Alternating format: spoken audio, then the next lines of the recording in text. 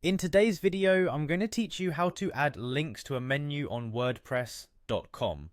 This process will take about 5 minutes, making it a quick and valuable addition to your website management skills.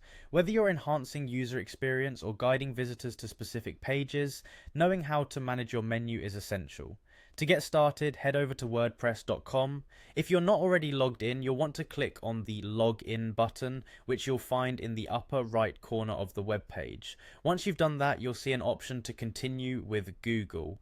Using this option is a convenient way to log in when you're already signed into your Google account, saving you the hassle of remembering yet another password. After you've clicked Continue with Google, simply choose the appropriate Google account associated with your WordPress site. This will take you directly into your WordPress dashboard. On your dashboard, locate the right-hand panel. Here you'll find various quick links that offer shortcuts to different parts of your site. Among these, you'll want to click on Edit Site. This shortcut takes you straight into the customization area of your website, where you can make various adjustments to its appearance and functionality. When you're in the site editor, click on your website. This action allows you to view and modify your website's content in real time, giving you immediate feedback on any changes you make. Once you're viewing your website, it's time to focus on the menu. Click on your existing menu. This is where you'll be able to add, remove, or reorder the items as needed to best suit your site's navigation. Above your menu, you'll see an option labeled Link. Go ahead and click on it. This feature allows you to create new links or modify existing ones, making it flexible and easy to tailor the navigation experience to your needs. To edit a specific link, click on the pencil icon next to it.